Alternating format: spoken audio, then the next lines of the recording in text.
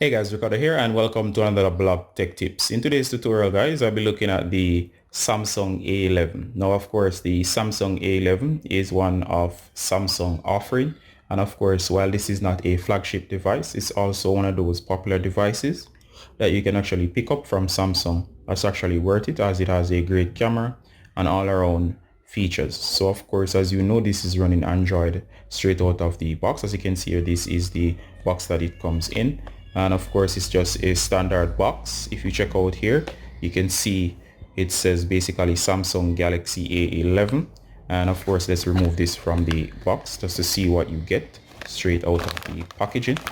And if you check this out guys, you'll see right here it does say Samsung. You have the welcome information and so on.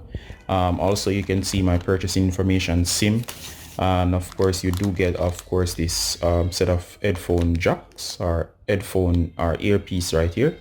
You know, never know when this might come in handy. Down here you can see the clip, and this clip is used to eject the tool. There's also the charging components. I have them somewhere around here, not important, so let's get straight into it.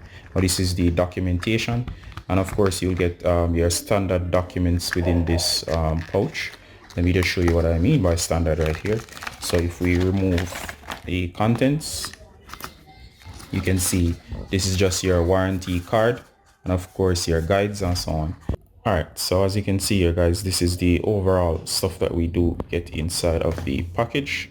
Not bad at all. So let's check out the rest of the product.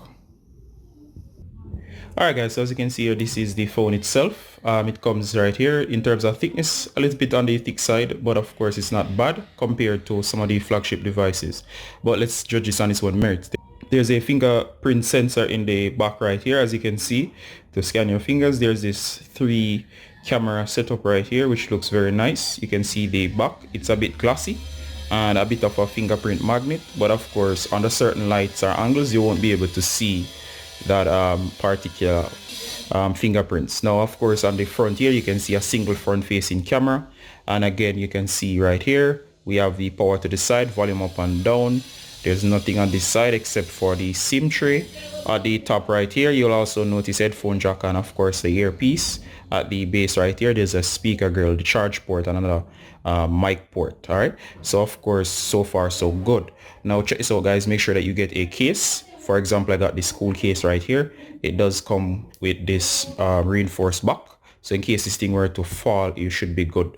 So make sure that you pick up a case. You can pick this up on Amazon or so on, and of course this will protect your investment, as this, while these are mid-range devices, you do want to actually drop your device. All right, so far so good. So let's look at what this looks like with the case, and of course if I slip this in, you can see it adds a little bit of bulk, but of course you at least have the added knowledge that your device is now protected from drops. So let's check out what the device looks like. The interface is high resolution, not super crispy, but crispy enough. If we check out the interface itself, we have the apps right around here. We also have all the apps that come along with this device. If we check out the Android version, we can always do that around here, about device or phone. You can see the exact model number right there, and of course this is a dual SIM version. This would also apply to the single SIM version as well, seeing that of course while it's the A11 there's very little except the 2 SIM support for the dual SIM version. All right, so you can see we have One UI Core 2.0, there's Android version 10, and of course you can see the other information such as the build number and kernel information. What I like so far about this is how nice everything is put together. I like also that you have this nice front facing camera right here, so we can check out the cameras right now.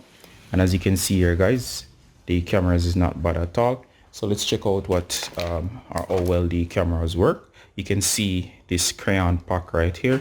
So what I'm going to do, I'm going to snap a photo.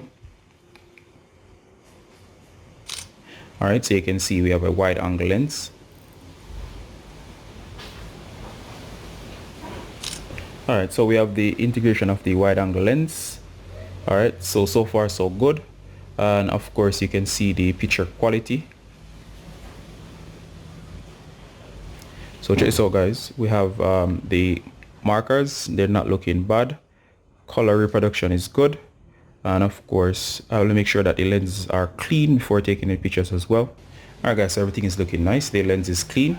As I said, we're using artificial indoor light, so that might affect the picture quality, but so far so good in terms of the quality of the picture. You do have the standard camera features, and of course you have full app support. The interface, the icons are large and nice. You have your full social media, Netflix and so on support. So far guys, I would say that this is a nice mid-range device, and of course you can pick this up for a few $100s on Amazon or wherever your carrier is, and you'll be getting a very nice device that can take solid photos. You can play your apps and run your normal games and so on. So of course this device is one of those devices that if you're not willing to shell out that $1,000 plus for the premium edition version of the flagship, you would still be getting a very nice phone overall. Web browsing, let's check that out.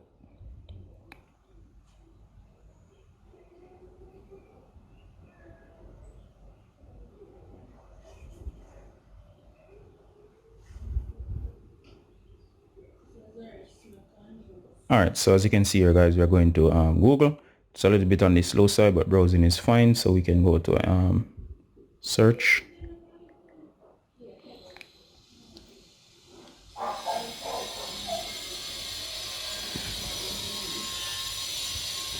Alright, so not bad at all. The internet is a little bit slow, but it does process stuff relatively okay. So as you can see, websites here, we're going to Yahoo.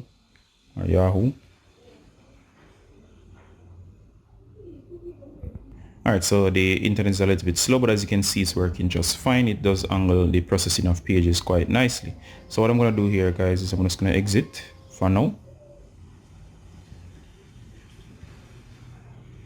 Alright, so what I would say straight away, if you're looking for a budget device, something that's not necessarily willing to break the bank, you can get this for a few $100s, and of course you'll be getting a very nice phone. Does phone calls, you can do anything that any major flagship device can do. It's a little bit on the slower side, but it does a pretty solid job. So would I recommend this? Yes. So if you're in the market for the A11, I suggest that you go ahead and purchase it. It's a nice device that comes in at a suitable price. So of course guys, if you have any question on this device, I'll be glad to answer it. And of course, Ricardo Garden as usual from Blog Tech Tips, saying bye until next time. Bye.